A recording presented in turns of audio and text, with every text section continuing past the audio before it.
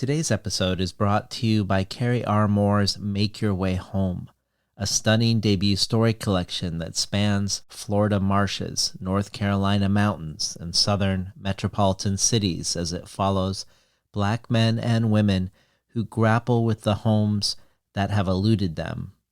Says Disha Filia, Carrie R. Moore's arresting southern stories pulse with the kind of intimacy, beauty, and intensity that the best art conjures.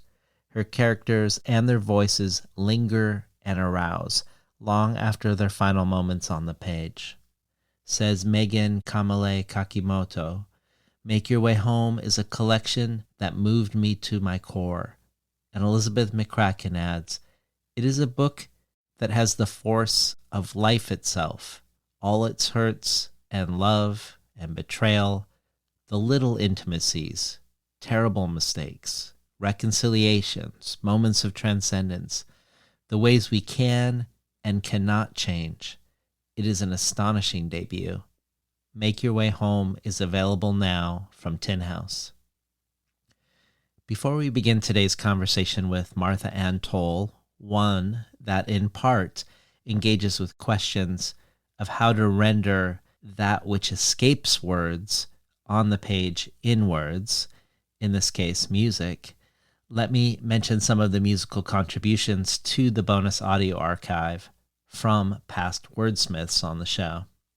Most recently, Leanne Batasamasake Simpson gave a sneak peek of a track from her upcoming album, Live Like the Sky, and two past guests, Dow Strom and Alicia Jo Rabins, have collaborated on an EP called Wild Nights, sharing with us both a track from the album and a demo of another track. Kinesia Lubrin and Nam Lee both contributed soundscapes, and most elaborately, the brilliant and bonkers contribution from Johanna Hedva, where they created an extended sound experiment of moans and groans that they recorded while on book tour, mixed with sounds from outer space, whether that of solar flares or black holes.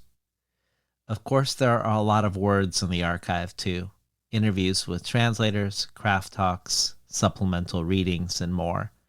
And the bonus audio is only one thing to choose from if you join the Between the Covers community as a listener supporter. Regardless of what you choose, every supporter gets the resources with each episode of what I discovered while preparing, what we referenced during the conversation, and where you could explore once you're done listening, which in this case includes Martha's companion playlists and musical book recommendations, among many other things. And every supporter is invited to join our collective brainstorm of who to invite on the show going into the future. You can check it all out at patreon.com/betweenthecovers.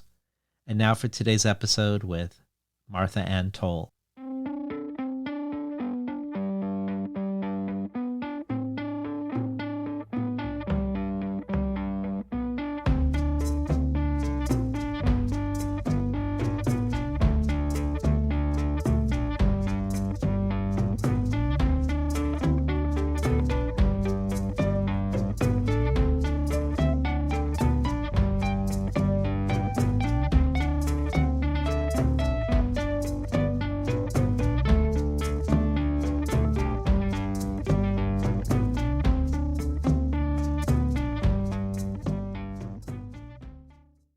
Good morning and welcome to Between the Covers. I'm David Naiman, your host. Today's guest, the writer and literary critic Martha Ann Toll, earned a BA in music from Yale and a law degree from Boston University.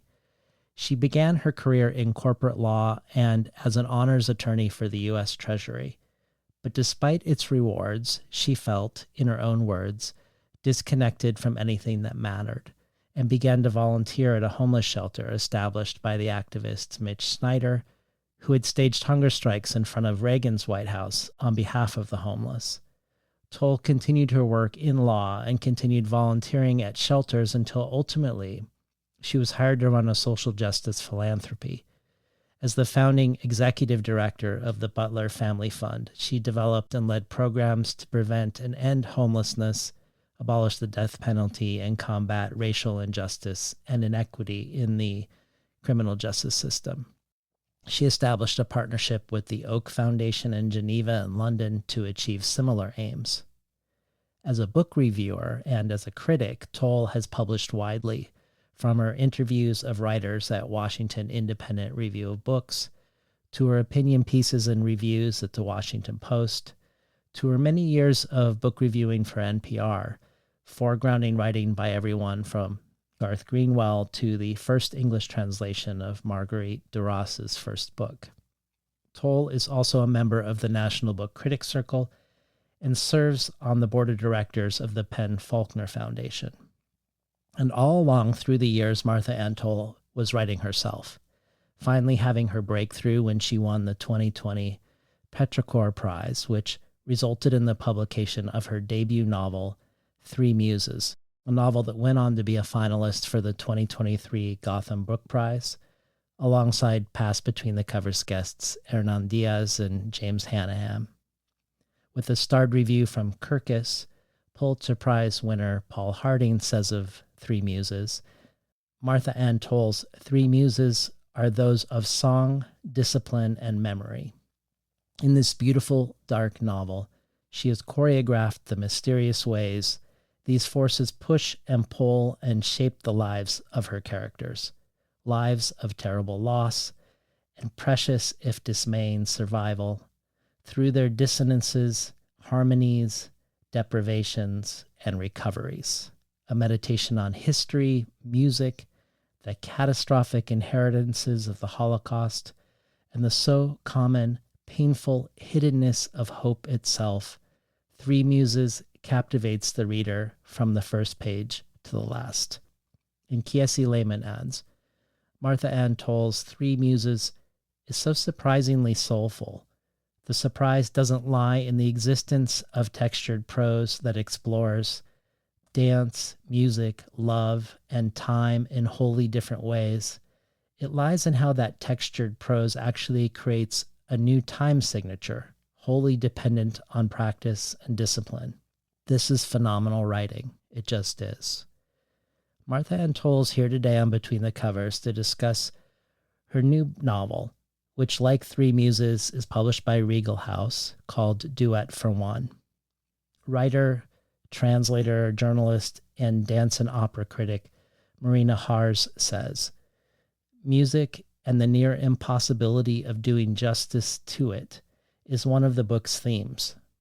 Another is the great disappointment and loss of purpose that comes from not measuring up in some way, of quote-unquote failing in one's own eyes and the eyes of others. Toll shows great finesse in the way she describes the actual technical aspects of playing, both the piano and the violin and the viola. Especially fascinating is the way she describes how musicians shape sound. Through her words, you experience the effort and control that go into playing music at a high level, relinquishing all other things in order to unravel its mysteries. And past Between the Covers guest Paul Tatangi says of Toll's latest, music, like love, is a challenge to both the senses and the intellectual mind. In this poignant and attentively written novel, Martha Ann Toll writes about the triumphs and sorrows of these two elements of human life and considers how they might intertwine. Duet for One unfolds with symphonic sweep, each of its movements revealing deeper layers of emotion and insight into the central characters. The great works by Brahms, Beethoven, Schubert, Paganini, Mozart, serve as the backdrop for Toll's clever and intricate storytelling. Welcome to Between the Covers, Martha Ann Toll. Thank you so much. That was a beautiful introduction. I appreciate it. So before we talk about Duet for One, I thought it would be nice, since the listenership of the show leans heavily toward writers and art makers, aspiring writers and aspiring art makers, and of course readers who are particularly curious not just about the writing, but the writer behind the writing. I thought it would be nice to spend a little time with your writing life prior to the publication of Three Muses, and the arrival of Martha Ann Toll as a debut novelist at 64 years old. It wasn't like you decided at age 60 or at age 62 to be a writer, then worked on a manuscript, and then published it as Three Muses a couple of years later. There was a lot of longstanding hope, uncertainty, rejection, and grief before these last couple years of success as a now twice published novelist. So give us a little peek behind the curtain of how things were for you with your work in progress before winning the Petrichor Prize. Well, I could start at the very beginning, which is I grew up in a household that was steeped in books. My father was a really good writer, although he was a lawyer. My mother was a professional copy editor. And I was well into my 50s before I really started to think about that my father's mother became virtually deaf at his birth. And so his speaking voice was stentorian and clear. And like all of his siblings, he was a fanatic about vocabulary. So I have no formal training to speak of, but I feel like the training I got at the dinner table and with the red pencils on my papers was completely indispensable and taught me everything that I know. And both parents were also fanatic readers. So if I look back, I was writing my whole life. I always had a diary. I wrote plays when I was 7 years old for me and my three sisters to perform, sort of like that. And I really love fiction. And for years and years and years, I kept thinking I have all these words, but I don't have a plot. And I think that I was reading like a writer, like thinking about how books were written, saving vocabulary words, doing the things that we all do from a young age. And as a lawyer, I had extremely writing intensive jobs. So I think one philosophy of mine is that if you write, you write. It doesn't matter if it's memos for your board of directors or, the great American novel. I think you're developing your chops. And the floodgates opened when my mother died very suddenly in 1999. And I still can't totally put this together, but she was a person who really did not believe in giving her children compliments. She thought it would give us a swelled head. It was a philosophy of hers. She didn't believe in praise. But for whatever reason, she always told me I could write. And now I see that as pretty much the biggest gift she could have given me. And so I started writing, and it's like a gusher. It's been like that ever since. It took me a little while to figure out plots, etc. And then I had lots of interaction with the publishing industry. I, over time, had 3 different literary agents based in New York City, and none of them could sell the novel to a publisher, so that they went unpublished. So I did feel like I was grieving, even though I didn't feel justified in that. But it was a lot of disappointment. And I don't really understand how writers become writers in their professional writers in their 20s, because it's brutal. I mean, I definitely had some defenses by the time I started submitting things. I had a family, I had a job that I loved, and I stayed in that job a long time because I loved what I was doing. And even though there were tremendous time constraints on my writing, I could tell that my job was like good for my mental health. And I went to the organizing meeting of the Washington Independent Review of Books in 2010, and that sort of got me started on the book critic journey, and that was incredibly helpful. I mean, I love books and I love sharing what I love about books, and it was really nice to start getting published. I'm not proud of that, but it's true.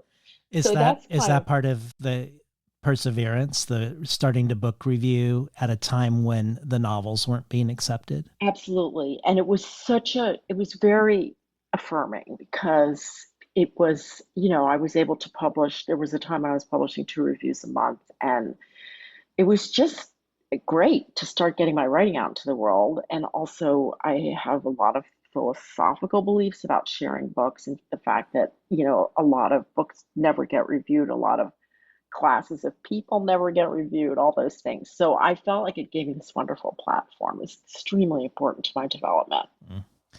Well, your debut, Three Muses, was actually your 4th book. You started it in 2010, and you started the book we're discussing today, Duet for One, over 20 years ago. You've talked about the innumerable drafts you wrote of each of them, how you were able to get an agent, as you just mentioned, 3 different times, when it really is no small feat to get one at all, one time. How you divorced the final agent when they wouldn't submit it to independent presses.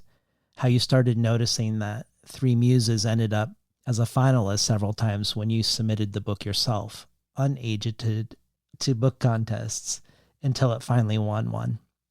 You've talked about how in the early years, during times of intense rejection, how you found yourself in a period of grief. And yet you kept writing not only more books, but you kept revising the rejected ones.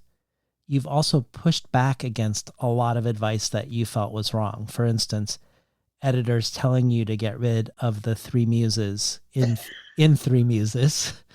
And in the book, we're discussing feedback that you should nix the character Victor because nobody is going to want to read about an older man. I bring this up because I'm curious about both the perseverance and how you nurture and maintain it, and about your inner fortitude to push back and say no, when I could imagine, given all the no's you yourself have faced for so long over many years, that the temptation to capitulate or defer to another's instinct might actually grow stronger over time. And I do wonder, and you might have even nodded to this, if part of this is an upside of being older, but I also partly think about it because the book we're going to discuss in part is about discipline in the face of adversity too. Something I suspect you've faced in your pursuits outside of writing, and obviously you've faced in your pursuit of writing. Thank you. Those are 2 really important questions. So in terms of perseverance, I have 3 things to say to that. The first is I was so sensitive, vulnerable to rejections. I don't think that ever goes away, but you do get a tougher skin over time. But I never stopped writing. It was never enough to close the book and forget about it. So I did start noticing that I felt like a boinging machine would like boing back up. I had 2 other things that I did off and on. One was to give a charitable contribution every time I got a rejection, and that could get very expensive, but it was good. It was like, let's send some love out into the world, and that's a better thing to do than think about the rejection. And the third thing was the advice that I got somewhere probably in the 20 teens. That's the best advice, which is to go for 100 rejections a year. And that just feels completely right. I was finally able to turn the tables around and say that acceptance is the rare exception, and that rejection is just normal in writing land. And every writer experiences it, and there's no shame involved, and fancy writers experience it, not fancy writers. So it makes it somewhat easier. It doesn't make it easy. You're always upset when you get a rejection. So that's kind of how I feel about the perseverance. But the main thing was I just didn't stop. And I thought this has got to mean something, I guess, because, yeah. In terms of the pushback, I would say my trajectory was not so much age related, but experience related. When you're first starting out and people send you things, you're like, oh, they must be right. I must be wrong. There were 1 or 2 really destructive people involved, but by and large, people were being constructive, but they had ideas that didn't work. And that took years and years and years for me to develop my own voice and say, no, this just isn't working. I mean, a concrete example of that is I had a developmental edit that suggested telling 3 muses chronologically, and I probably spent 2 years working on that. And then I didn't like it at all. And so I had to undo everything. And so to be able to question the feedback that you're getting, I think it's a matter of experience. And the world is very, very subjective, and every reader is going to have a different opinion. So it takes a lot of time to figure out what you agree with and what you don't agree with. Well, let's talk about Duet for One. The opening 2 lines of the book, quote, Adele Pearl was dead, vanquished by ovarian cancer.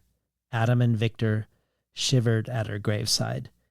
This 2 lines introduces us quickly to 3 of the 4 most important characters in the book, as well as the central loss from which the story unfolds and then refolds itself. Can you flesh out this family a little bit for us, introducing us to Adele and Victor and their son Adam, and where Adele's death leaves Victor and Adam as we begin the story.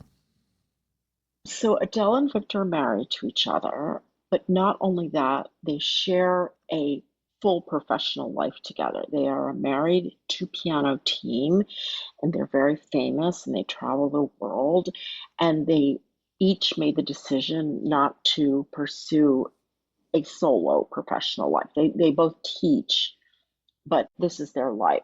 And everybody's based in Philadelphia, which is my hometown. It's where I grew up. For Victor, the remaining member of the duo, he is going through catastrophic grief at the death of his wife, but he's also going through the loss of his career. So he's got a double whammy. And Adam is their son. He's in his late 30s and he has a professional violin career. He's an only child. And his experience is much more fraught. He's at his mother's graveside thinking, I don't feel very good. I didn't really know my mother. I felt she was distant and absent. And that's a very difficult place for him to be in at her graveside. I think that a really, really, really important part of this book is Adam doesn't understand his own grief. He had this kind of preconceived notion that, he would feel really sad or bereaved. And what he feels is really conflicted, a bunch of anger, a bunch of questions. He doesn't really understand who his mother was. And as the book goes on, he realized, well, I really didn't know her. And then so there's grief around that. And I've been interested, the book's only been out about 2 months, 2.5 months, but readers have really resonated with his own confusion and his having to come to understand that grief is not linear and it's not pleasant and it's not, everybody grieves in their own way. And he has to find his way through his grief. And I think that he has to come to understand the full complexity of his mother. That's part of his grief, and that's part of how he goes through it.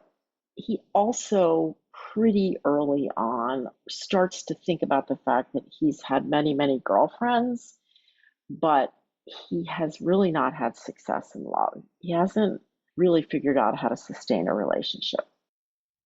So the idea of a couple whose entire career was based on their life playing duets on piano together, where Victor loses, as you said, not only the love of his life, but also the only way he publicly made music, comes from you coming across a real life scenario of reading the obituary of the pianist Lillian Collier, who, like Adele, dies of ovarian cancer.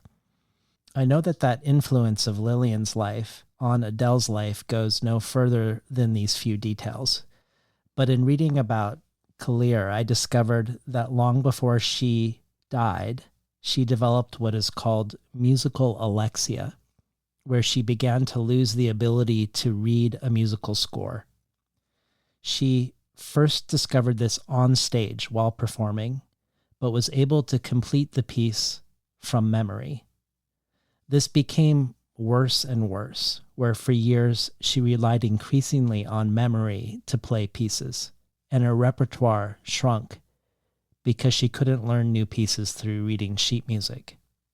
It also quickly became a more general alexia, not being able to read intermittently, to recognize words and sentences, and eventually not being able to recognize images and objects as their complete selves, but only as their component parts.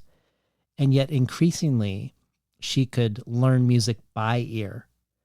And on top of that, her vision was perfect, and she could write completely normally, even if she couldn't reread the letters she had written.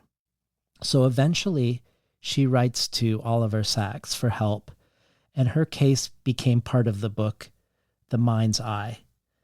I bring this up as a preface to talking about the mysteries of music and what I imagine are the particular difficulties of putting music into words, to conjuring a musical experience in a semantic space. I don't want to suggest that writing about dance, as you did in your first book, is easy, but I imagine it is easier than writing about music because of the visual component of watching and then describing what you're watching in physical space. Whereas music, when we listen to a piece of music, we not only don't ask what it means the way we do with something composed of words, it also reaches places far deeper than where words or where the eye can travel. Where in Kalir's case, when you can no longer conjure your capacity to read, you can still conjure the music both through memory and through the ear, bypassing the eye. I think of how when Victor loses love, when he loses Adele, he also loses his mode of music making. And that feels right to me because love feels also something like music in the sense that love is an inadequate word for something that can't be described. I imagine you must have devised strategies of how you want to render the musical experience on the page in words. And I wonder if you can talk about them, how you came upon them, but also if there are ways music is put into words in books that you find particularly unsatisfying, perhaps as an example of a counterpoint to what you aim for when you try to evoke music in words. So first of all, I just have to back up a little. I did zero research on Lillian Kalir on purpose because I wanted to develop my own characters. So I never heard that, and that's completely fascinating. And I don't even know how to think about that. And I've read a fair amount of Oliver Sacks, but I've not read that book. It's really, really interesting. And gosh, I'm gonna have to go back and think about that. It's like a meta. And one other comment I want to make on that, and I think this must be true for most novelists. There are multiple inspirations for all of my novels. So I had this concept of wanting to write a musical book set in Philadelphia, but I didn't have a framework until I read that obituary. So that gave me a framework, even though, as I said, I was purposeful about not doing research. So that's completely fascinating. So yes, I have never made the comparison of whether dance or music is harder to get on the page, but let's just say music is hard to get on the page. It is, we all know it's ephemeral, it doesn't last.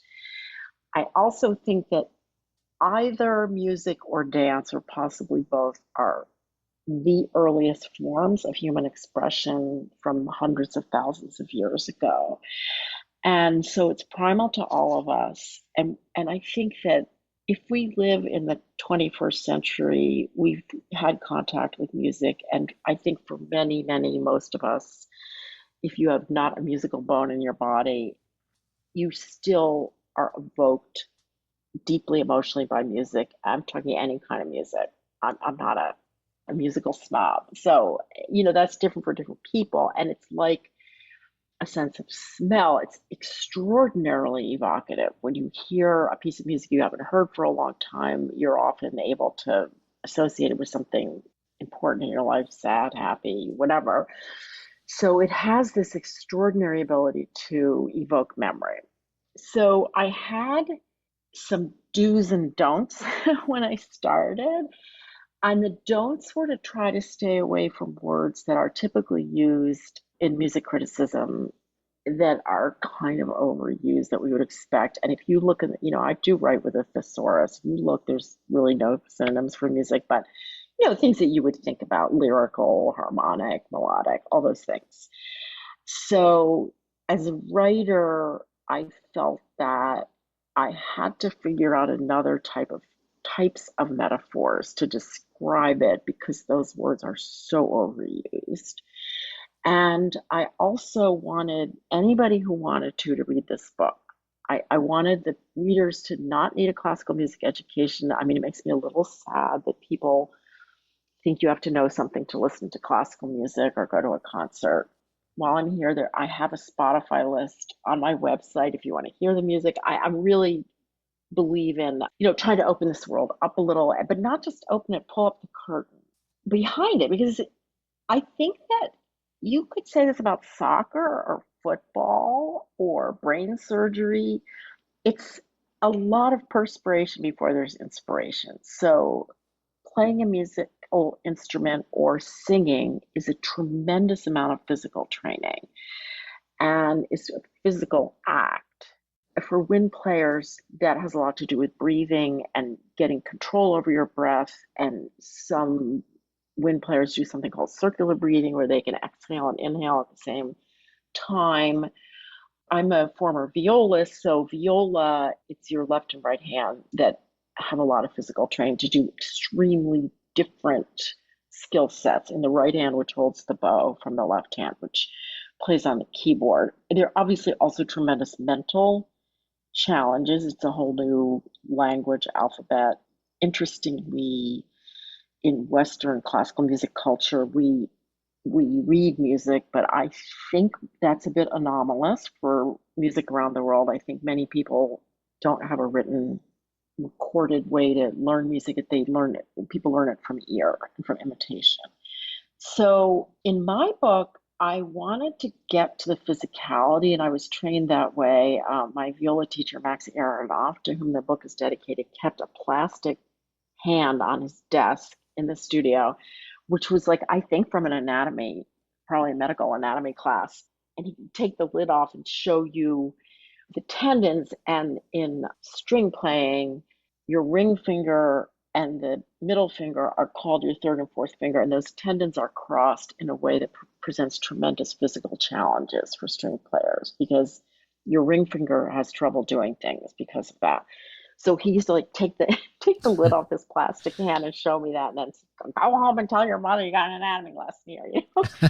And there's a lot of tremendous endurance in your fingers and muscular development, and in your bow arm, tremendous wrist coordination.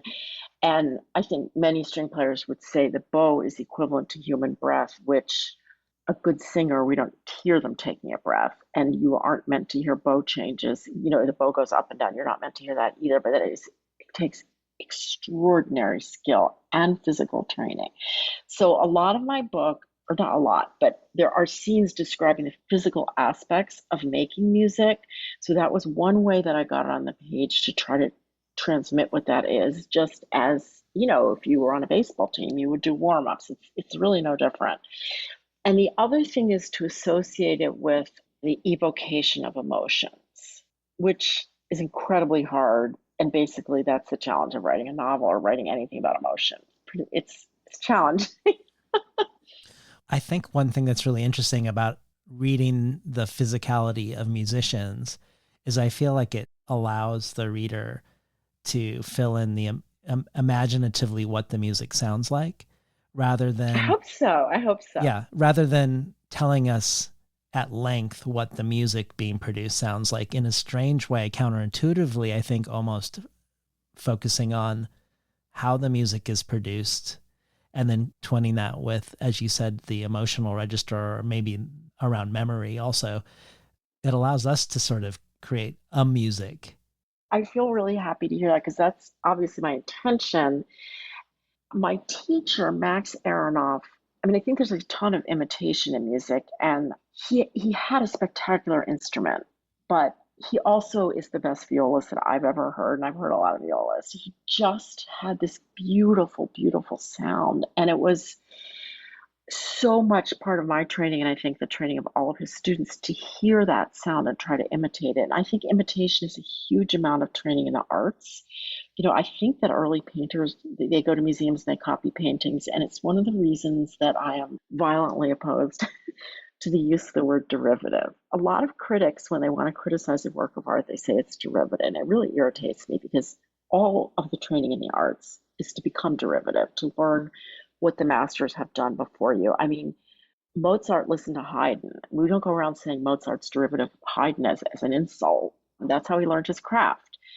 And so the sound that your teacher makes is very important. I was going to say it's instrumental in producing sound.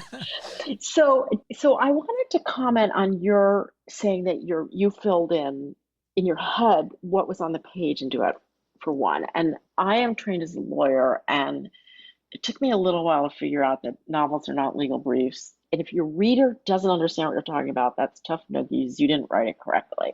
You can't like go to every reader and say, no, you're wrong. I meant this. And look at page 92. And the reader is paramount. Like I always say there's a partnership between writer and reader, but the fact of the matter is the reader is 100% in charge. So if you have not made yourself clear to them, that's your fault as the writer. There's a corollary to that, which is also readers bring a huge imagination. Every person has their own imagination and that you can overwrite, but usually the reader's imagination can fill in what you need them to fill in. So when I started working on Three Muses, which is, as you said, has a ballet protagonist, I was making the ballet Swan Lake the center of the book. And, I woke up after a few years after watching 10,000 videos of it. First, I said, I'll never know this as well as anybody else knows it. And second of all, it has literally nothing to do with my book. And it's not, as a writer, it's not in service of the plot. So I ditched it and I opted for making up all my own ballets. And readers have said to me, so I chose the music and the costumes and the steps. Readers have said, like, how did you do that? And the interesting thing is, I didn't really do it. The reader did it. Because for each ballet, there's almost, I think every ballet is less than 3 pages, sometimes less than 2 pages of description with what the costumes look like, what the sets look like, a description of the music. And so it's not choreographed at all. It's a page to stimulate the reader's mind to picture what they're seeing. And it's a really interesting psychological insight that the readers will fill that in. Well, we have a question for you from past Between the Covers guest, Jai Chakrabarty. We spoke about his remarkable story collection, A Small Sacrifice for an Enormous Happiness, of which The New Yorker said, the stories in this collection, set variously in America and India, are propelled by familial anxieties. Chakrabarty's characters, diverse in race, class, sexuality, and religion, reveal themselves through longings. These tales eschew neat conclusions, leaving their protagonist suspended as one opines of life itself between unbearable truths, salvation, or suffering. One of the ways we looked at his collection was through the lens of a poem by Robert Bly called The Third Body, a poem where a couple has found a deep harmony with age, an unspoken contentment where Bly says, their breaths together feed someone whom we do not know, and also they obey a third body that they share in common. They have made a promise to love that body. I think you evoke a third body in this book in multiple ways, but certainly music is a third body for Victor and Adele. And here's a question for you from Jai Chakrabarty. Hi, Martha. It's such a pleasure to be in conversation with you and with David. One of the things that struck me while reading Duet for One was the novel's deep attention to what isn't said, to silence, restraint, the pauses between beats and words. In a book so immersed in grief, longing, memory, there's a kind of emotional undercurrent that often moves just beneath the surface. So it made me wonder how you think about the unsaid in fiction, how silence and ambiguity can carry meaning. And given your background as a classical musician, do you see any parallels between writing fiction and performing music? Not just in rhythm or tone, but in the way both forms evoke feeling without necessarily naming it? Thank you. David, thank you so much. I really love Jai Chakrabarty's writing, and I think that question is so beautiful. I kind of want to put it on my wall and look at. I mean, he's a beautiful reader and interpreter. He has such a great voice. Yeah. He has a beautiful voice, and he's also just a beautiful interpreter of the written word. Like sometimes I just want to could you just talk to me and I'll listen up.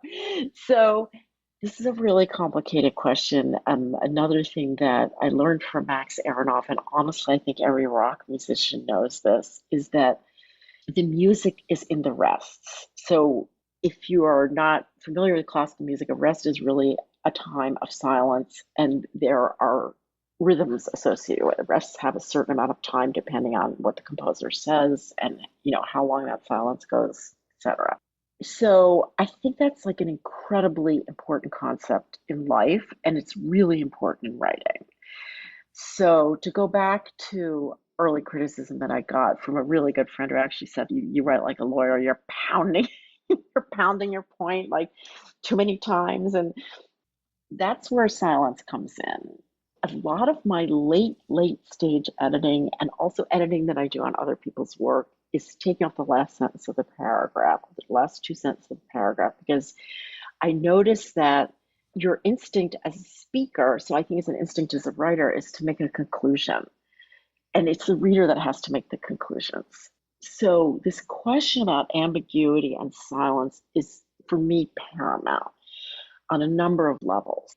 I can really just speak for my life, but I think it has been part of my maturation to understand that everything in life is ambiguous. There are no answers, nothing is set, everything is in flux. And that's really great against my personality. I mean, definitely I have aspects of being a control freak, and it really doesn't work in fiction. Ambiguity is your friend in fiction.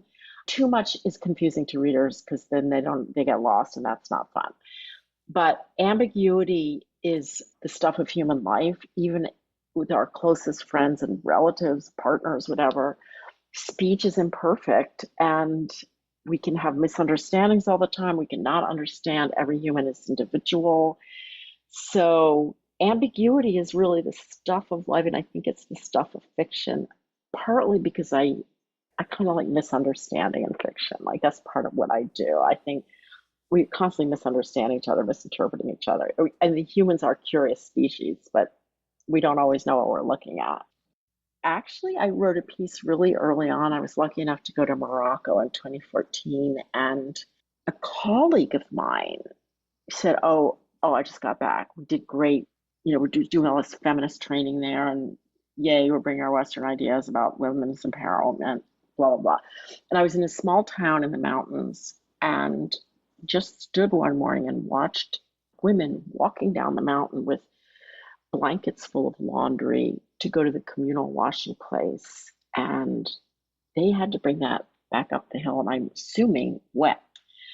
The first thing I thought was, what the hell is anybody doing in this country trying to teach feminists whatever when you have to walk down a mountain to do your laundry? It just felt so disjointed. But the thing that I realized, what I said in this piece that I wrote is, I know what I'm seeing, but I don't know what I'm looking at. And that's really what I felt. I have a completely Western eye. I grew up in the United States. I don't know what I'm seeing. I don't know if this is cruelty, morning coffee clutch for the women doing their laundry. Maybe it's a way to get away from home. I really cannot I can't tell you what I was looking at. So that's kind of how I feel about many things. And I try to exploit that in my fiction. So as to Jai's question about whether performing and writing, I see a similarity. It's kind of unromantic, but not too much. I see a huge similarity between practicing and writing. I think writing begets writing, and I think it's like anything else, you have to do your 10,000 hours. So I'm kind of big on the fact that there's not that much inspiration in writing. It's like put your tush in the chair and just do the work. And so in that sense, I see a huge connection between practicing and writing. I have, since my first book came out, done an enormous amount of public speaking, and that's where I think performance makes a big difference. It's very comfortable for me. It's so much easier for me than performing solo. It's actually pretty relaxing. Like I'm totally enjoying talking to you, and I'm often in front of a crowd. And I think that is that musical training, but that's not a esoteric concept. It's because I spent a lot of my life performing. So I wish it were more interesting, but I'm not sure it is. Well, unsurprisingly, we have another music question for you. This one about music, not so much within the book, but outside of it. This was a question from the writer Lydia Kiesling. Her most recent book, the best-selling and critically acclaimed novel, Mobility, was described by Namwali Serpell as a deeply engrossing, politically astute tale of the intricacies and intimacies of our daily complicity with late capital, with the collective bargain we've all made to count calories and coins while the world burns. So here's a question for you from Lydia. Hi, Martha. This is Lydia Kiesling. I love the way your books incorporate music, both as part of the story and sometimes even in the form itself. Can you tell us about how music figures in your writing practice and your life? Thank you. Thank you so much. So I literally just finished Lydia Kiesling's Mobility last week. I hadn't gotten to read it. So I just want to say it's really, really interesting project, that book. It's really hard to write a political novel and make it also readable and interesting and rich. And I just thought it was a really exciting project. So Lydia, if you listen to this, I'm sorry it took so long. Um, yes, the answer is I'm obsessed about the sound of language, and it's incredibly important in my writing practice. And I am told by my family, and I'm often talking to myself when the door is closed, reading stuff out loud. But I also hear it in my head. I have really strong opinions about what sounds right. And some things, I'm a fast writer, but I'm a really, really slow reviser.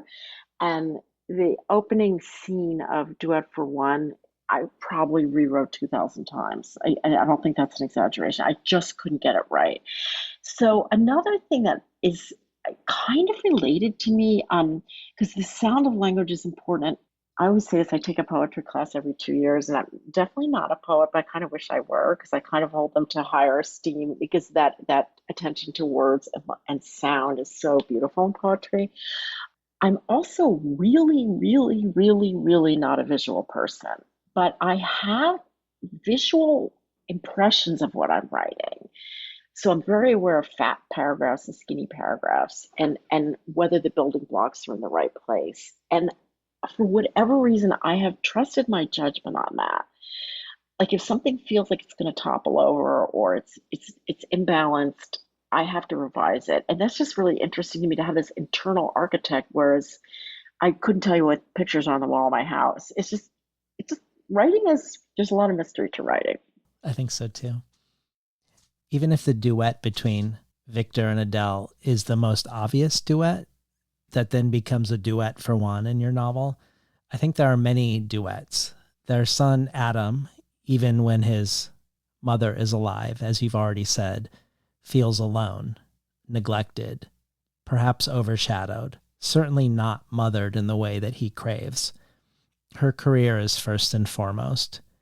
But what is tough is that part of her career is being always available to her students, never overbearing, always a willing ear. And thus she's beloved for these qualities that Adam himself never receives. And when she dies, you say, or you write, quote, Adam didn't feel sad and mournful, more like he had a rash that itched all over. He seems caught to me in a sort of arrested emotional development, trying helplessly to differentiate himself by becoming not a pianist, but an accomplished violinist. And yet, even after his mother's death, there seems to be a limit, as you've also mentioned, to the intimacies he's able to establish outside of music. This seems like a good time to introduce the other major character in the book, Dara, who represents another duet that comes and also comes undone. Introduce us to her as we first discover her in Duet for One. Thank you. So Dara is a young violist, and she is studying with Isaac Koroff, who's the viola teacher, who's modeled on Max Aronoff, my own teacher. And she doesn't come from a musical family, unlike Adam. And she's very, very diligent, and she's extremely interested in music. But for Adam, music's in the water supply. So they meet because they play in the same student orchestra, and then they spend some time together at a summer music program, and they fall in love with each other. And Dara feels, I was going to say rightly or wrongly, it's kind of both rightly and wrongly, she's very, very intimidated by Adam's parents. So on the one level, she's right. She doesn't have she's not conversant at all with the kind of lifestyle style they lead. She doesn't know musicians. She doesn't really understand what this world is. But also, she is insecure about her own playing, and so she might make this worse than it actually is. So Adam, they're very young, they're in their early 20s. And so Adam feels this breath of fresh air. We can't really articulate it, but he likes the fact that she's not in conservatory, she's going to college, and she's studying all this stuff that he's never going to get to study because he's in a music conservatory. And Dara leaves him precipitously for various things that come to pass in the book. And she also has to leave music. She ultimately becomes a professor at Penn.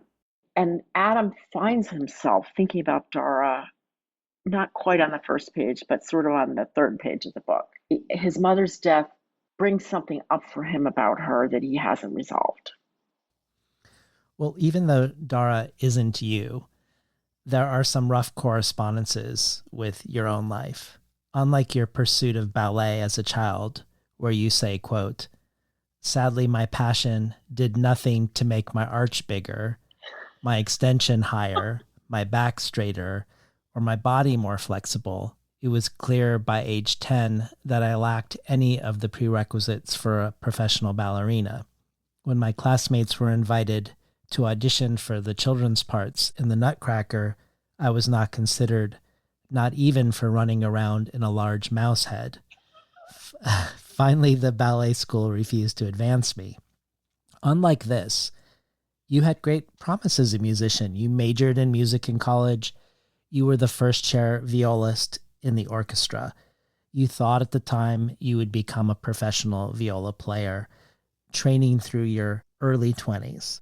This is true of Dara as well. And like Dara, you were encouraged by an esteemed teacher that you both loved to go to music conservatory. But both of you had enough other interests outside of music that you wanted to go to university and to study more broadly while also continuing a rigorous musical practice, meaning you had a full course load. And on top of that, we're practicing viola hours each day. Both of you also have an experience with a new teacher when you go to university that derails you from your professional musical path, something that I do want to talk about a little later. And both of you end up centering words in your future careers, even as you did continue to be active in the amateur chamber music scene in Boston during law school, playing with musicians from MIT's math department.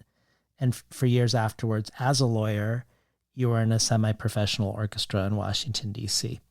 But let's spend a moment with your beloved teacher, the esteemed violist, Max Aronoff, who you've dedicated the book to, and who, unlike Lillian Kallir, who isn't an influence on the book beyond this surface level connection, your experience of Aronoff is a direct influence on your portrayal of Dara's education as a musician.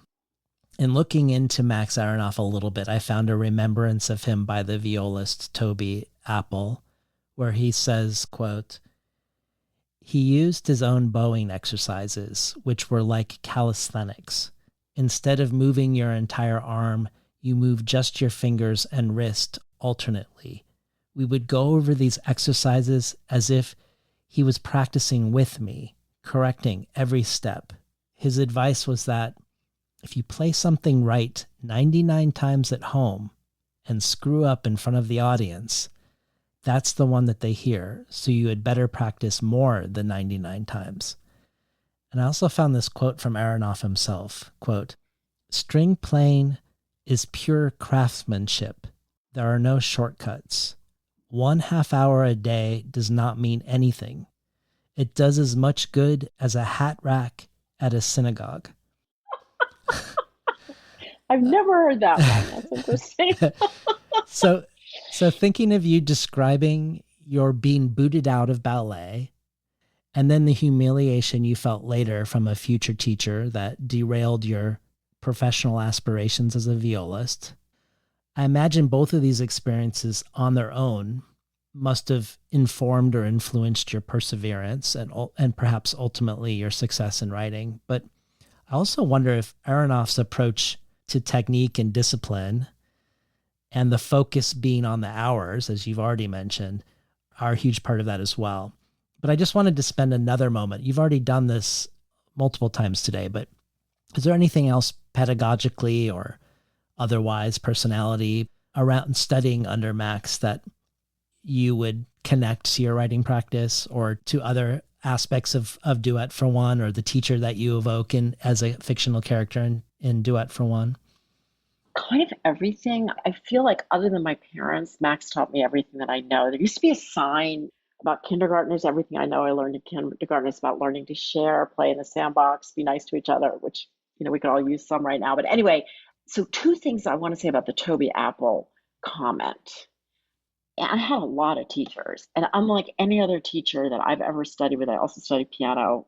You had to do this at home, but then when you came in, he watched you go through these machinations. I put it in the book, of these incredibly rote, repetitive exercises that were strengthening for both hands. You couldn't get away with it. He'd sit there with a sharp pencil, and you had to play it for him.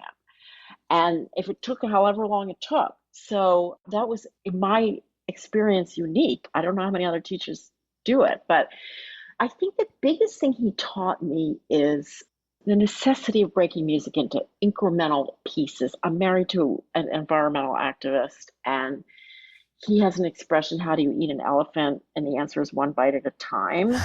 And I think it's a similar concept. You have to like reverse engineer what you're doing and break things down into incremental pieces. Because if you look at the whole, it's impossible. Like, oh, I think I'll write a novel. It's absolutely paralyzing. In law school, my first year of law school, we had one exam for the entire year. Your whole grade was based on that one exam. And how am I going to study for this? Well, I felt very, very, very well prepared to study. I just knew how to break things up, start early, go over a million times. It's not that I'm so smart. It's just that I had the tools for that. And the same thing with kind of almost any work setting that I've ever been in. If you think of the project as a whole, it can be very, very paralyzing and frightening. And so my writing advice to anybody, but especially new writers, is don't worry about the whole. For myself, if I can finish for the day with one sentence possible for the next day, I'm like, that's good enough. I just need to be able to write a sentence, because that will beget things, but it's kind of a trust. It's going to be slow, and it's going to have a lot of component parts. So to me, that's just the most incredibly life-changing lesson. And I feel so lucky to have had a mentor like that. I want to suggest a connection, and I wonder if it's a forced connection or not. So I want to hear your thoughts on it. But when I hear you describe your instrument, the viola, I want to draw correspondences between what its role is in music and the way you approach writing. You describe the viola that it isn't a solo instrument. Of course, I'm thinking here again of this theme of Duet for One also, and duets, that the viola isn't a solo instrument, that it's always part of an ensemble, that it is an inner voice that listens for and plays off other instruments within the group, which also makes me think of Bly's third body, sort of this interstitial connective force. You've also described it by saying, quote, think alto in the choir, the middle voice that buttresses and often creates harmony, the instrument that must attune to melody and bass. I wonder about this inner voice that listens for and plays off others in a group, what this says about you and how you approach story or story writing. I could imagine a lot of things. Like, for instance, I could connected to you saying that you're more interested in the musicality of words than plot, and often mentioning Shirley Hazard as a writer you love because of this. That perhaps this listening for a voice in between as a violist might relate to developing the skill to listen for a musicality of syntax in writing. I have no idea. But I'd love to hear your thoughts about a violist sensibility as a writer, if that is actually part of your sensibility as a writer, of being positioned in what feels like a very specific thing for an instrument, to be this in an ensemble, that you never have your solo, but you can't imagine the ensemble without the viola either. It can't work. It can't work without a violist. Yeah. So I absolutely love this question. So there's a simple way to answer it, a more complicated way to answer it. This never occurred to me. until I was in Berkeley for an interview for Three Muses, and I was interviewed by a very close friend of mine, Gwendolyn Mock, who's a professional pianist. She'd never done a book interview before. And she said to me, I've read your book twice, and I just realized you write like a violist. This is a viola novel. This was Three Muses. She hadn't even read Duet for One. I can't articulate it very well. You articulate it beautifully. I never thought about it. She's like, you're inside this thing, and there's a way that you're inside the action that and describing it from multiple angles that feels like a viola player. So I was not aware of this, but I can speak a lot about what it's like to play in a string quartet. The miracle of a string quartet, if you ever see one, is there's tremendous communication. There's no conductor. People have to adjust to each other, both in terms of pitch and tonality, but also rhythm and also phrasing. I mean, there are rehearsals, you work this stuff out in rehearsal, obviously, but there's a tremendous amount of unsaid communication. And the viola is, and it's true for orchestra playing as well. It's what you said. Sometimes the viola is paired with the melody, the violins. Sometimes the viola is paired with the cello. So I'm sorry, I want to clarify. String quartet is two violins, a viola, and a cello. The cello provides often the rhythm and the bass line. But if you heard a string quartet or an orchestra without violas, you would really feel like something was off. It would be boring. You wouldn't have a texture.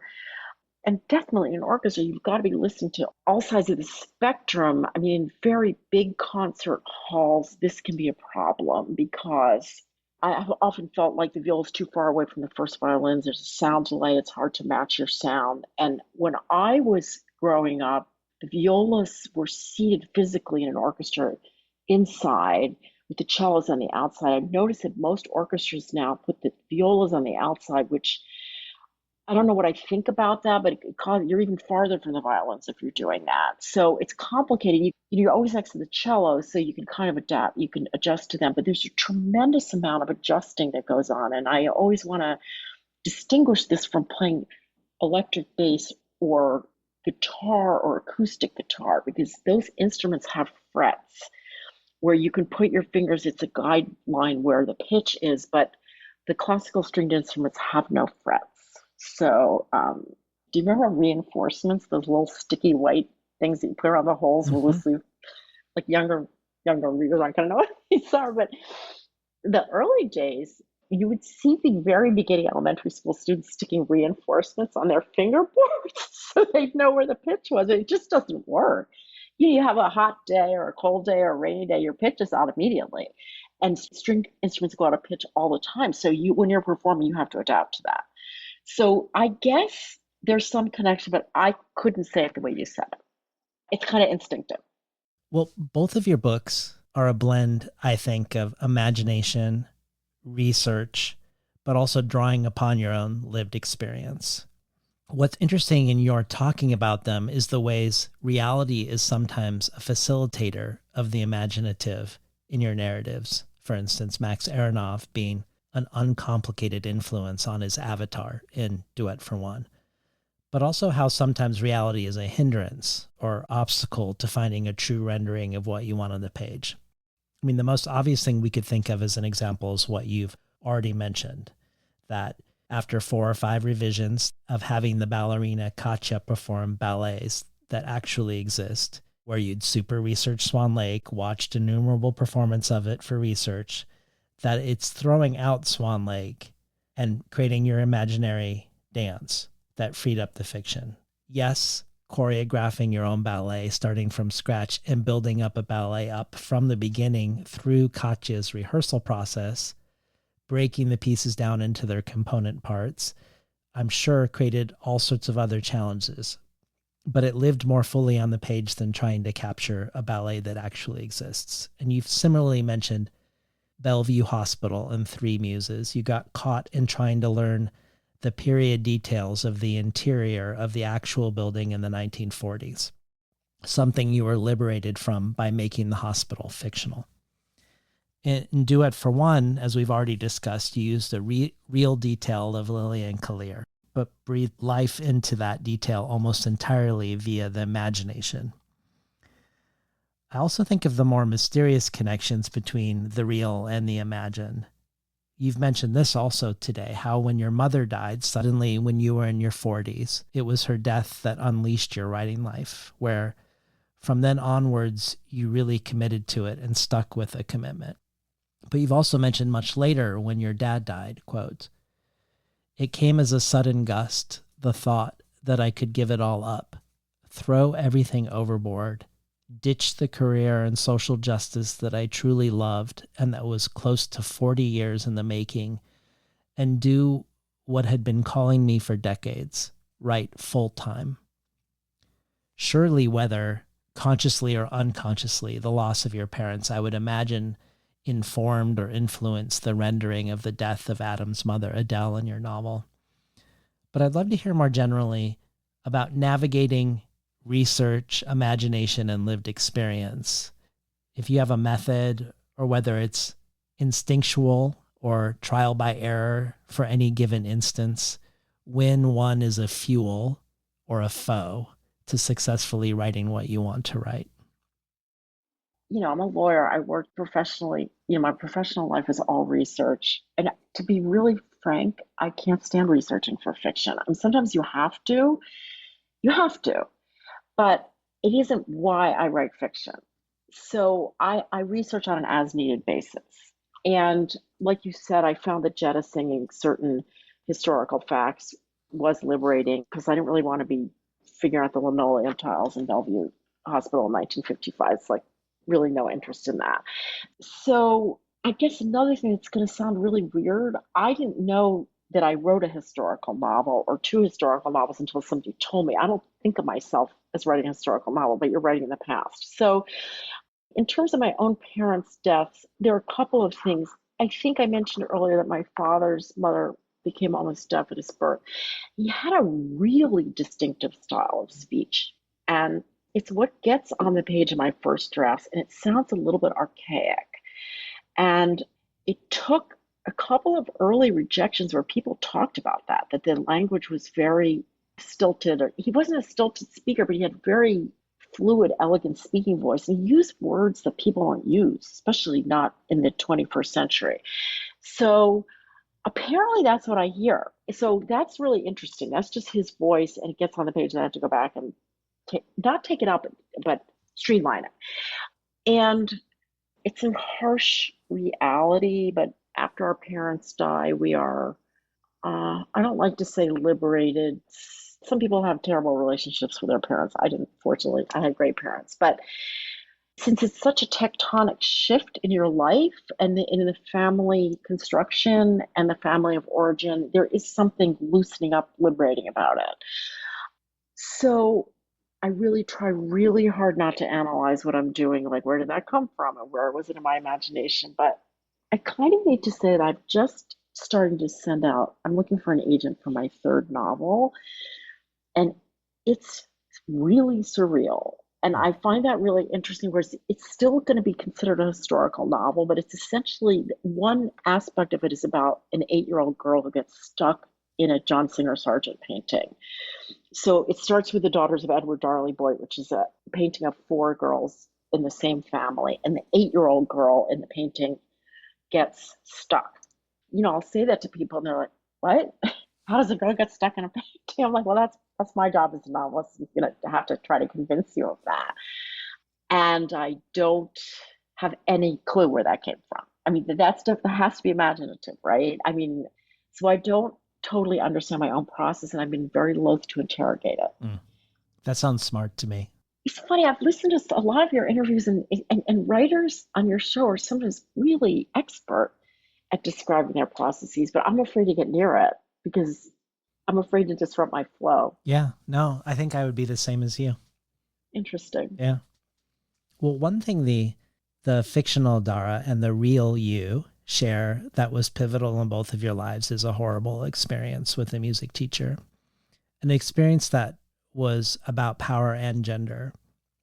In your real life, you've talked about how working in a corporate law firm in Philly, you were warned never to enter the chairman's office alone as he was known for assaulting women, and how your immediate supervisor was loud, offensive, and would call you to see what you were wearing. In the fictional world of the Three Muses, the narrative involves a power dynamic as well as grooming and exploitation. In the real world, you describe how in college you were, in your words, shredded by a new music teacher and devastated because of it, causing you, despite your full course load, to increase your practicing from 3 hours a day to 6 hours a day. But also how you kept the experience a secret from your musician friends out of shame. Perhaps my favorite conversation you've had about this book is on Leah Roseman's show, Conversations with Musicians, where you talk about how this teacher had a reputation of doing this. And this reputation of doing this was particularly two female students of his, and how it took you many years to be able to write about people, as you do in Duet for One, pursuing a musical education without it being entirely negative. And Dara in this book has inherited the silence and the shame that you felt. In fact, her silence and shame, her inability to speak to it or about it with her musical peers or with her partner Adam, changes her destiny and Adam's destiny both. When you were in conversation with the former classical music critic for the Washington Post, Anne Majette, she acknowledges both the history of abuse like this in the industry, but also your restraint in portraying the abuse. I think, for instance, of how the Caldwell Institute of Music in Duet for One is modeled after the real-life Curtis Institute, which itself has recently been embroiled in a reckoning due to the courage of the violinist Laura St. John, speaking about how when she was a first-year student, her 78-year-old violin teacher touched her inappropriately, something that eventually progressed to rape, and that this teacher made suggestions at the time that she might be forced to leave if his advances were rejected. And St. John had reported the assaults repeatedly to the music school at the time and was ignored by the school. Instead, her and other classmates were mocked and disregarded for their reports. But in 2019, there was a solidarity concert in New York for all female musicians who suffered sexual abuse in the classical music industry. And during it, St. John shared a collection of over 400 personal emails she had received since going public, including the account of an 8-year-old music student who ultimately committed suicide. And these accounts read to the audience of assaults from across the music world, Curtis, but also Juilliard, the Cleveland Institute of Music. Reading all of this, just out of my own curiosity and preparing for today, I agree with Anne that given the actual world of music education, you write this in a reserved way with a light touch, with most of it off the page, but a humiliation that becomes an atmosphere rather than a focus that is stayed with and dramatized. Thinking about this question of when to imagine, when to render the world as we know it, when to use research, when to allow the reader to infer. I guess talk to us a little bit about this element of the book and how you navigated it, which appears to be something quite common in the world of music education. And of course, really of any place that has a deeply entrenched power system. Like when I talked to Vajra Chandrasekhara, we were talking about this in Buddhism, for instance. Wow, that's so interesting. It's so disappointing. It's everywhere. We live in a patriarchy. Yeah. And the teacher, Lily's teacher, also was modeled on a real life Juilliard teacher who didn't like Asian students. She used to throw books at them. She would just like literally, they'd be in their piano lesson and she'd throw books at them. Anyway, so there's a lot of abuse. So I probably said this to Anne Majette at the time. I really didn't want this to be a book about abuse. I feel that personally speaking, I've been extremely fortunate as a female growing up in the 20th and 21st century not to have experienced extreme abuse and no physical assaults, which is kind of a miracle. It's incredibly common, much more common than we know. I feel really, really, really lucky.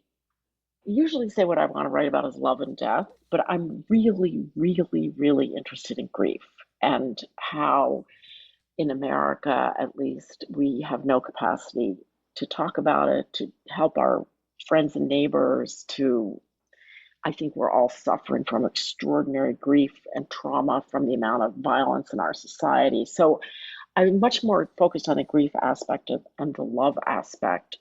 If I may, in Three Muses, as you mentioned, the power dynamic is grooming, and it's that is a completely abusive relationship. And I didn't censor myself. That part of the book is focused in the 1950s, and it's so common. And I didn't think about it. I really wanted it to be real. I mean, I thought about it. I'm sorry, but I didn't think about censoring it. It was real, and I really, really wanted to make that real. And it wasn't until we got to the jacket copy that I realized I better say something because people may want a trigger warning. So we put on the jacket copy that this was an abusive relationship. But in Duet One, I really didn't want to focus on that.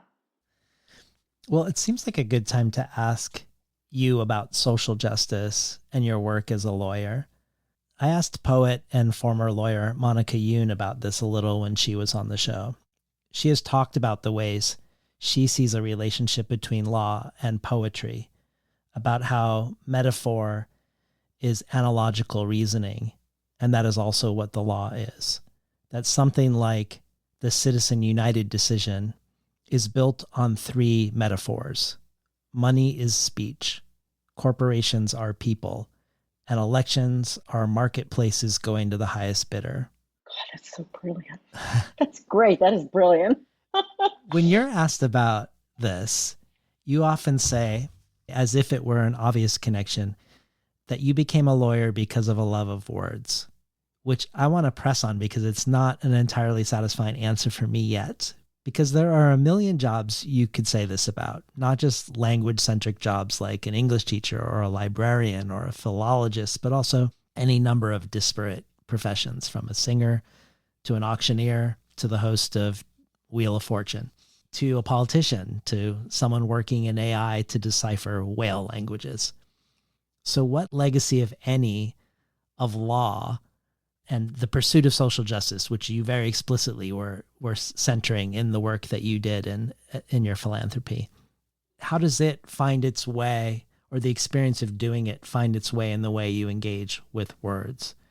I used to say these worlds were totally separate, but of course I'm the same person, so that can't actually be true.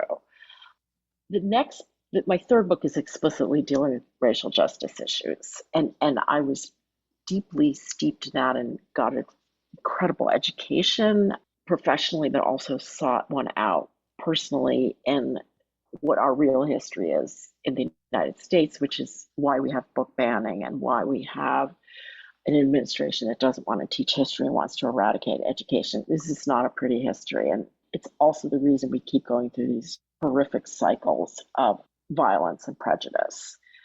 Three Muses deals with the Holocaust. And when I speak about that book, I talk about multiple Holocausts. Unfortunately, it's not a single event, and hate is really, really, really dangerous, and human beings are capable of tremendous hate. So in that sense, I think there is a very strong connection. One of the things that I have decades and decades ago, I mean, I read a lot, and I made a promise to myself that for every book I read by a white writer, I would read a book by a writer of color. I mean, I don't even think about it anymore. I just do it. But I think a lot of white people in this country tend to read white authors. And I don't want to be didactic about this. I think it's an incredible loss. You're really losing out if you're not reading books by writers of color. I mean, I'm sorry for you, basically. It's this gigantic literary heritage that we have in the United States. You know, and when I reviewed Kiesse's book, Heavy, I was like, this guy is like a first-rate man of letters. Go forth and read him. But he's still called a Black writer. And you know, when Trump fired Kevin Young at the American History Museum, I was like, goddamn, firing Shakespeare. I mean, how do you feel about this? He just fired Shakespeare from his job. That, you know, he's an incredible American asset. Anyway, I don't think you were asking me this, but I haven't felt an explicit connection. But one of the lessons that I learned in social justice that was really, really, really, really powerful is the power of love and the legacy that is such a huge gift, if we could see it, of radical Black love and radical queer love. It is so, it's like if we could follow the tenets of what that means and what inclusiveness really means and what radical love means. It's not like ditzy Hallmark cards, and what it really means to love each other. We would be in a lot better shape than we are now. So that's one aspect of love that I'm really interested in, and I do feel, I hope that it permeates my fiction. Just a little teaser, because I don't have a publisher or an agent for my next book. But the other half of my book, in addition to The Girl Stuck in the Painting, is about John Singer Sargent's Black model, with whom he had a long relationship. I don't like that word because it was surely exploitative. But that model, Thomas Eugene McKellar, is the second protagonist in my book. And he was literally whitewashed from history. He is the model for every white figure, well, they're all white, the men and the women on the rotunda of the Boston Museum of Fine Arts. So it's an incredible metaphor. It's literally a whitewashing. If I ever get lucky enough to publish that novel, that feels like it's bringing together a lot of my work in this area. And P.S., while I have a platform, I think this whole concept, I mean, we're seeing it, it's just writ large playing out with DEI. And it's like, this isn't DEI. This is our goddamn history. We live in this country. And if you didn't come in chains or you're not indigenous, you emigrated here and you should know your own history. Yeah. Now, I'm going to get off my soapbox now, but you pushed a button. No, I'm glad you got on the soapbox. Well, this is a perfect segue for the next question. In light of your first book, which you've already mentioned, deals with the legacy of the Holocaust, among other things, you've given talks about how to write collective trauma. Duet, for one, in contrast, deals more with interpersonal and individual trauma rather than questions of peoplehood, which will make me curious to hear your answer to this next question in relation to the book we're discussing. This is from the writer Miriam Gershow, whose most recent novel, Closer, is just out this spring. Mary Reckner says the following about it. Miriam Gershow's propulsive novel, Closer, is a fearless tour de force of imagination and empathy. Racist bullying of interracial high school sweethearts in a liberal majority white university town opens the story. Gershow's quicksilver shifts in point of view deepen it, illustrating how we yearn to be seen for who we want ourselves to be, while carelessly using the markers of race, class, education, and ability to marginalize and minimize others. Serious stuff, but one of Gershow's many gifts is writing funny, making us love the relatable characters in Closer, even when they flip-flop between perceptive and clued out and barrel toward tragedy. Here's a question for you from Miriam. Hi, David and Martha. David, thank you so much for asking me to be a part of this conversation. And Martha, I'm so happy to be here on behalf of Duet for One. I think you know that I love this book, and I've also loved having you as a fellow Regal House author. You with your second book and me with my third. It's just been great to get your wisdom and experience on this crazy publishing journey. One of the things that I know we have in common is that we are both Jewish authors, but we don't always have a lot of explicit Jewish content in our work. And when I was reading my last book, Survival Tips to the Synagogue Sisterhood, one of the women in the sisterhood who knows me in town said to me, "How are your books Jewish?"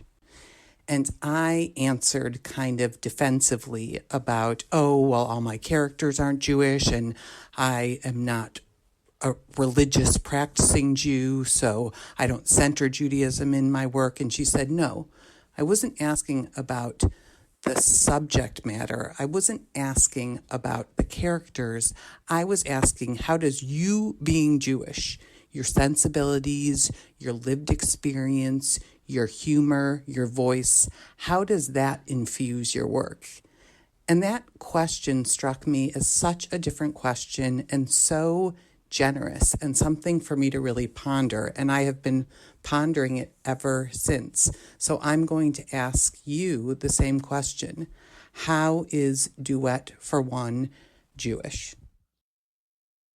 First of all, thank you so much, Miriam. Because Miriam and my book came out at the same time, I haven't really gotten to delve into her work, and I'm so glad she's here, and I can't wait to read it. So this is a really complicated question for me because I am Jewish on both sides. Both parents were Jewish, but I don't think it was possible to grow up in a more secular household than I grew up in. My dad's extended family actually feels much more culturally Jewish than my mother's, which really had nothing to do with it, the religion, period. Christmas, Easter, they were really not into it. But to give you an example of just how secular the extended family is, I'm one of 15 cousins, and there was no bar mitzvah or bat mitzvah of anyone in my generation. And I came of age with a lot of regret about this. I felt it was a huge hole. I felt unrooted. I think Judaism is an ancient religion with enormous, valuable history. We are people of the book. And I've basically, since my very early teens, been trying to educate myself. And I wouldn't say it's religious education at all, but I've read a lot of history. I read a lot of Jewish writers. And yet, I'm never going to be one of these authors who only writes about Jewish subjects. The benefit of growing up in a really secular household is that everybody came through the door. None of my parents' friends were Jewish, none, despite the fact that we lived in suburban Philadelphia. And there was a lot of people from other countries. I mean, we had a very broad exposure. So I'm never the right person to ask about this because I always worry when answering this question that it sounds chauvinistic and it's very fraught nowadays. But I think the basic tenets of Judaism are truly about justice. We don't have a concept of an afterlife, so it's about doing what you can in this life. And I feel that personally for my own professional life, I felt incredibly lucky to be able to do this work, and I try to carry it on in other ways. Particularly, I have a weekly Substack, and it's clear to me that people need support during this time and resources. So I've turned half of my Substack over to that, even though I never intended to do that. But I feel we have a duty, like many Jewish people feel, to heal the world and to bring justice to the world. And it's something I admire tremendously, tremendously particularly about Jewish life in America. I can't prove this, but disproportionately you'll find public defenders, white people who work in social justice are disproportionately Jewish. And classical music is like a thing. It's not only Jewish people, there's other cultures that require kids to learn instruments. But classical music is deeply part of Jewish culture. And I didn't understand this until I was a full-grown adult, that dozens and dozens of the musicians that I had interaction with or that I heard perform my growing up or that influenced my musical education were Holocaust refugees. I didn't understand that. I mean, they had accents. I can't even reconstruct this fully, but I know I played chamber music with an Italian Jewish man in Philadelphia as a teenager. I can't remember his name, but I just remember thinking, well, he's Italian. But then I looked around the house, it was clear he was Jewish. I didn't even know there was such a thing. I mean, I had a tremendous amount of contact. I just didn't know that's what I was experiencing. And I also feel that we are people of the book. And one of my favorite books on this subject is written by the great Israeli novelist Amos Oz. His daughter's name is Fania Schultzberger. And she and her father wrote a book called Jews and Words. And it kind of opened my mind. It's very readable. It's not a scholarly text. Basically, to the importance of argument and questioning authority, which I think is extremely Jewish. I don't think it's an activist that most of the communists and socialists in this country were Jewish. Jews were very, very drawn to that because we don't have a dictatorial God. We are encouraged, and again, I learned this was very explicit in that book. We are encouraged to question the teacher. Moses questioned God, and he did it constantly. And God expects to be questioned. And also, there's an expression, 2 Jews, 3 opinions. We don't agree on anything.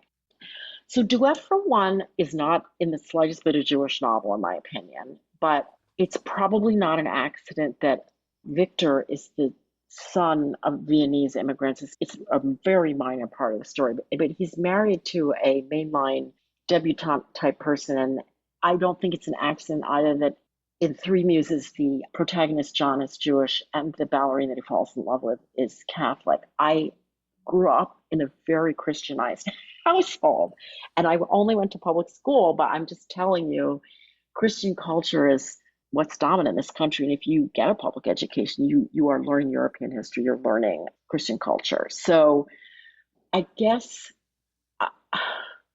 the cultural values in Duet for one, and the intellectual values and the questioning that Adam has to go to, I guess, make it a Jewish book.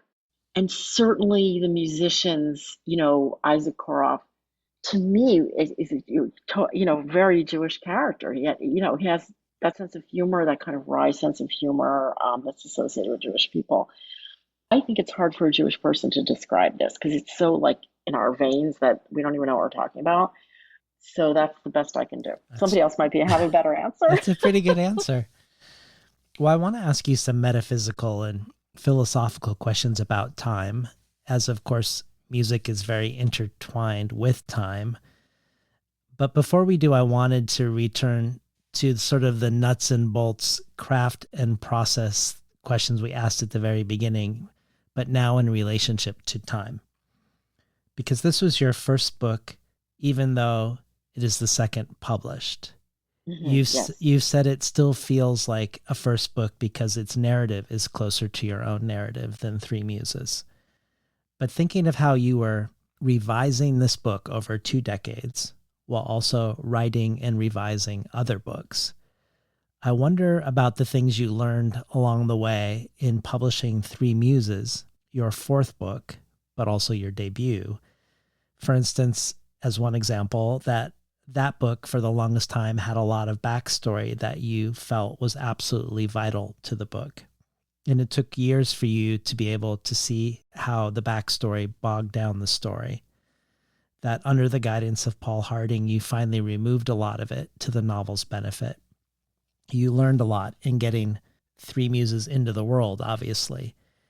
Surely also probably with the editors at Regal House when they edited Three Muses, and perhaps even with how the book was read and then received critically in the world. So I wondered how any of that might have influenced further revisions or rewrites of this book as you worked on it post Three Muses acceptance. It's a good question. It was very influential, is the answer. I mean, my last 2 revisions of Three Muses were what I've actually referred to earlier. One is putting a silence in, taking out those extra sentences or the conclusory type sentences.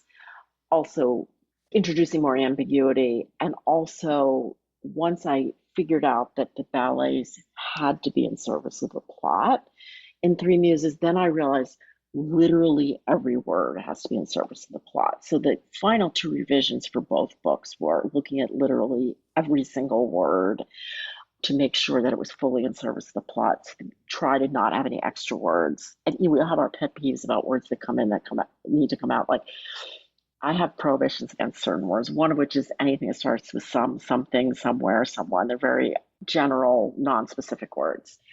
But anyway, I have a lot of pet peeves like that. They all have to come out. And I'm pretty near Stephen King's prohibition on adverbs, but not quite. And so in my personal experience, and I mentioned this earlier, I'm an incredibly fast writer. It's to my detriment. And my writing apprenticeship with myself, which has just been a long time, has been to slow down. I wrote a piece when Three Muses came out called Unlearning the Law. Everything that I knew about meeting deadlines and making sure you proved your point, all those things are useless in writing line. You can't have a deadline because, you have to if you're a journalist. But if you have it as a novelist, your book suffers. You can't let go of the book until you're really pretty confident about every word. And that took a long time. Well, Duet for one explicitly meditates on time as it progresses. Early on, we get lines like, rests are the key to music. Sound is the passage of time. Rests define time. Later, Dara teaches a class called Time, Music in the 20th Century Novel. The 87-year-old classical composer in your novel, Cecil Rothstein, says, quote, "There isn't an obvious succession to the way we live our lives. Time moves forward, but our lives unfold without a plan. Unforeseeable and unpredictable, we're forced to sort the events of our lives. Otherwise, the past takes over and we lose our ability to prioritize our present." Virginia Woolf is quoted from her book Orlando saying, quote, "An hour, once it lodges in the queer element of the human spirit, may be stretched to 50 or 100 times its clock length. On the other hand, an hour may be accurately represented on the timepiece of the mind by 1 second." Woolf also says that when a man reaches 30, his thinking becomes inordinately long. Quote, "He starts asking, what is love? What friendship? What truth?" His whole past rushed into the falling second, swelled it a dozen times its natural size, colored it all the tints of the rainbow, and filled it with all the odds and ends in the universe.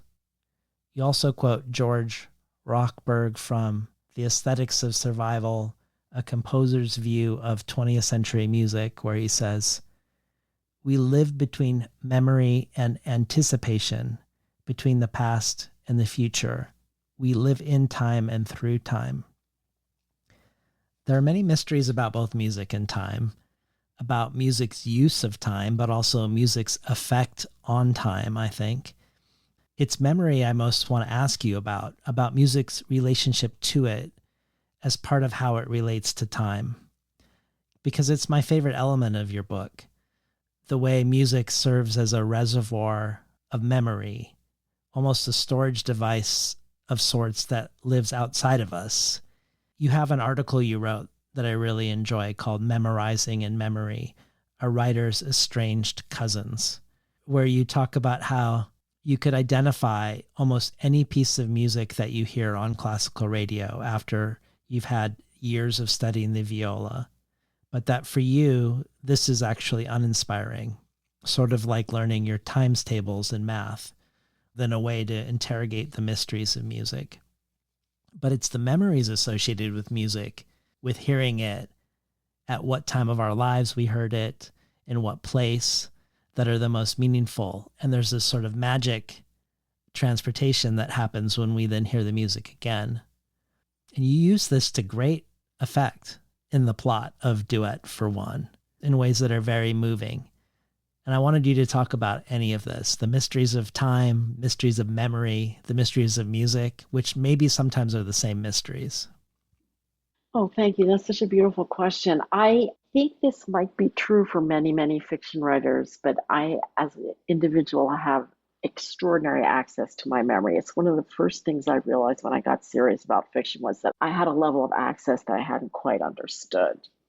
I think it's William Faulkner, right, that said the past isn't even past. I mean, the past is so present in my life.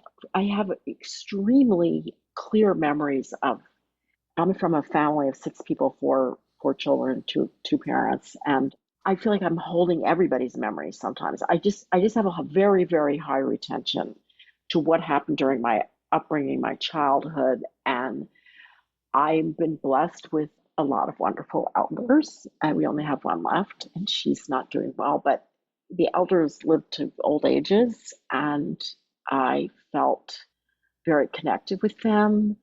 I listened to your interview of Adrienne Marie Brown, and I haven't gotten to read her stuff yet, but I also believe in the ancestors, but it's pretty practical. I just had incredible elders in my life.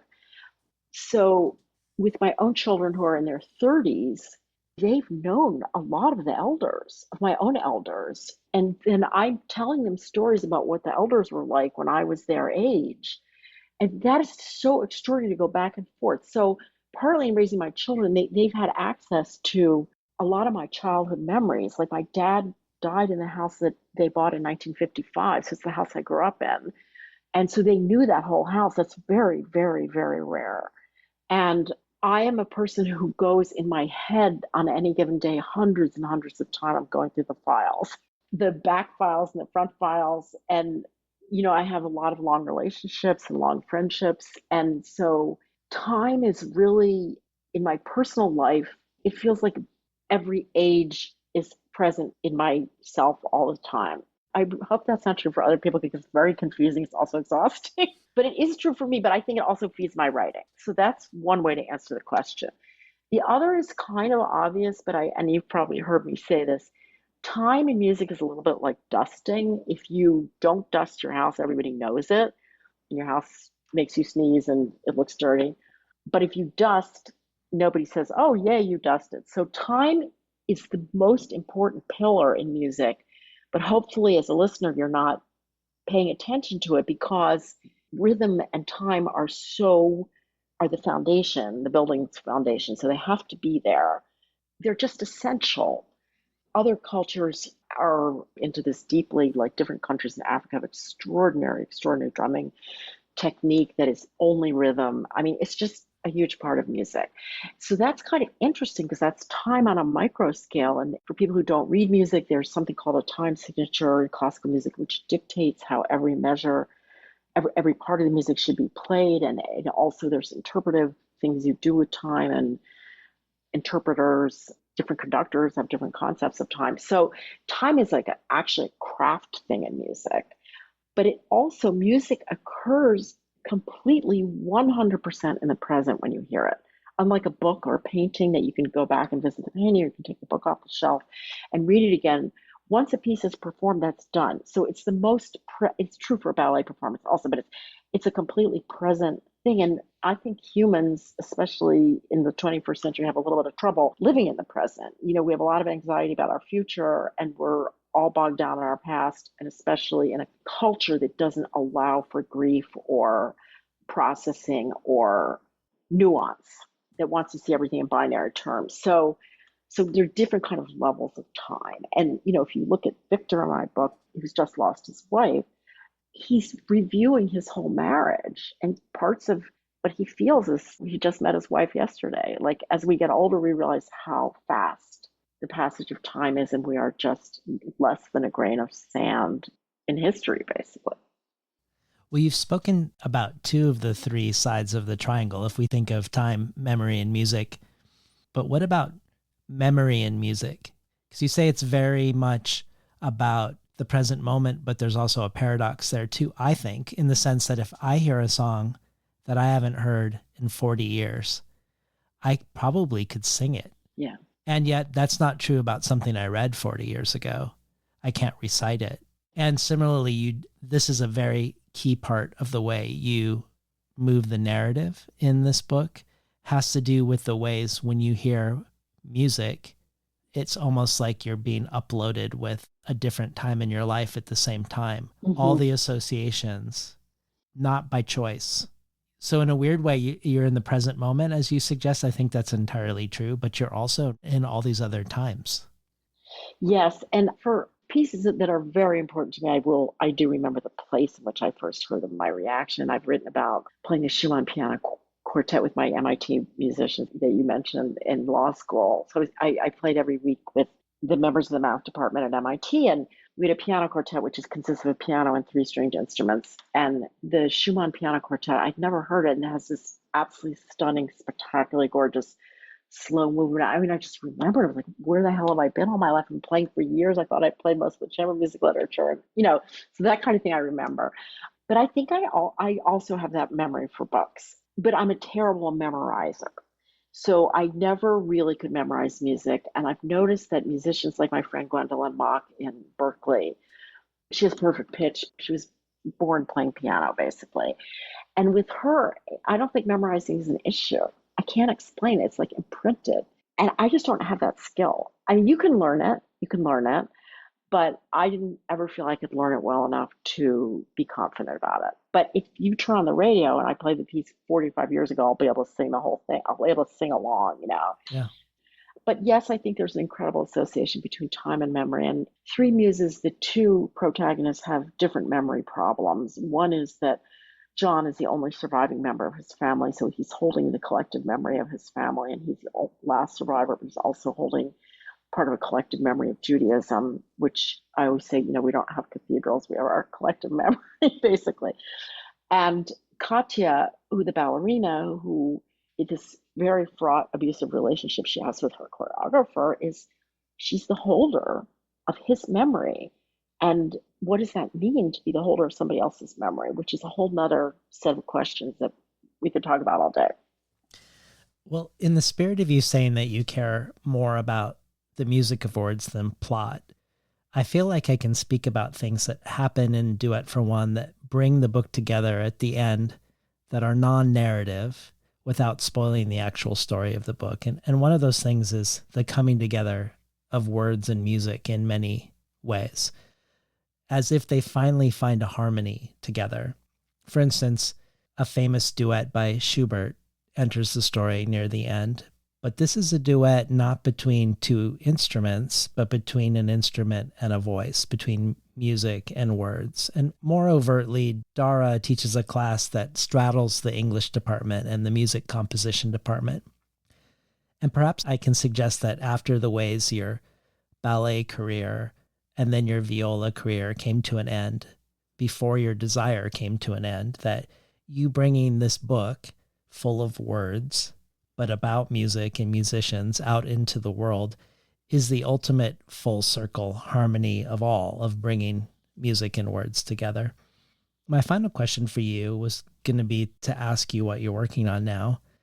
And I know you've already spoken to one of the things. I suspect, having listened to you talk and also reading a lot of your writing outside of books, that you have other things that you're working on too. But if you do, I wanted to give you an opportunity to talk about where finishing these two books has put you. What is the edge of what your curiosities are? And I already know that you've made a leap now to surrealism, but are there other edges you're exploring in terms of form or storytelling or otherwise? I so appreciate the way you formulated your last comment. You're the first person who has said this out loud to me. Of course, I know that I was bringing words and music together. Nobody else has said anything, so I'm really super excited that you noticed that. So thank you. And yes, this was an incredibly important process for me, and I don't think it's an accident that it is getting published at this age in my life. It took me a long time to be able to actually write about it. So the next book, it's my third book. It's Trying to Get Born, and I talked about that a little bit. I have another book that's very, very important to me that was one of my novels that hasn't gotten published, that I want to deconstruct. It's a lot about Beethoven, and I got really interested in this metaphorical concept of Beethoven that, for the opera Fidelio, he wrote for overtures and disputed which one he liked best. But anyway, like an overture is the beginning. And I'm really interested in, can we write the beginning of our life? What does that mean metaphorically? And then I looked at the Grosse Fuge, which is this monumental standalone piece that Beethoven wrote that was originally the end of a quartet. And he got so much criticism for it that he disconnected this piece and wrote a different ending for that quartet. So that's like super interesting as a writer, like what are the metaphors for changing the beginning and changing the endings, and what does that mean? So that book, I hope to come back to it, and I have some thoughts about it. But I'm hoping for a less traditional form. And then I have some assignments. I am going to write a retrospective of the writer Andrew Krivak, whose work I just absolutely love. I think he's underappreciated. I just think he's a beautiful, beautiful writer. And I'm also really interested in the fact that he started his career as a Catholic priest and left the priesthood. I have to reread that book. I can't remember if he was ordained or if he was about to be ordained, but those choices are really, I'm very interested in that, like what makes a person of faith. So I'm going to be working on that before his next book comes out, for a new publication called the Pittsburgh Review, which is headed up by Ed Simon, who is a writer I greatly admire. I mean, I think it's a joint project with, I believe, the University of Pittsburgh, but I'm not 100% sure. And then I have some book reviews, and then you will not be surprised, but my to-be-read pile is really big. I downsized by 2/3. My husband and I downsized by 2/3 a year and a half ago, moved to an apartment, and I did give away 33 boxes of books, but it's possible that they have all come back. So I have a big TBR pile. All right. Well, it was a real pleasure talking to you today, Martha. So, David, I want to thank you so much. Your podcast is unique. I think you know that. Somehow you make every writer the most, you make me want to read every book by every writer. I send your podcast around to friends. And in our very rushed 21st century world, it's so incredible to have this much time to be able to talk about and think about a book. And also, I'm in awe of your preparation. I think you might have more than 24 hours in a day. And just thank you so much. You've been so gracious. Thank you. Thank you. We've been talking today to Martha Ann Toll, the author most recently of Duet for One. You've been listening to Between the Covers. I'm David Naiman, your host.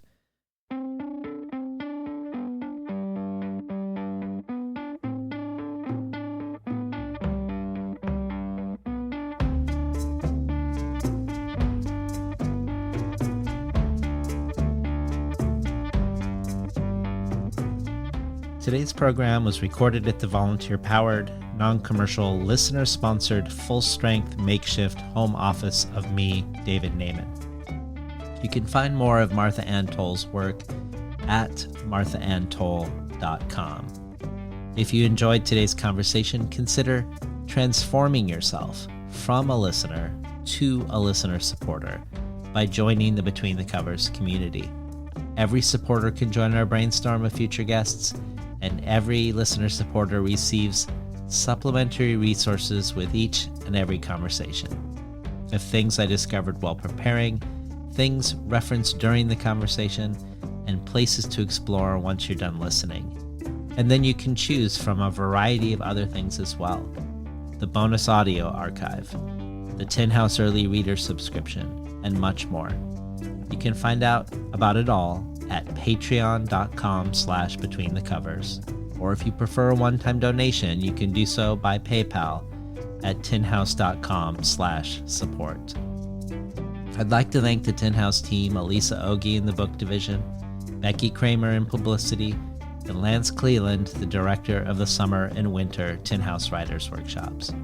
Finally, I'd like to thank past Between the Covers guest, poet, musician, composer, performer, and much more, Alicia Jo Rabins, for making the intro and outro for the show.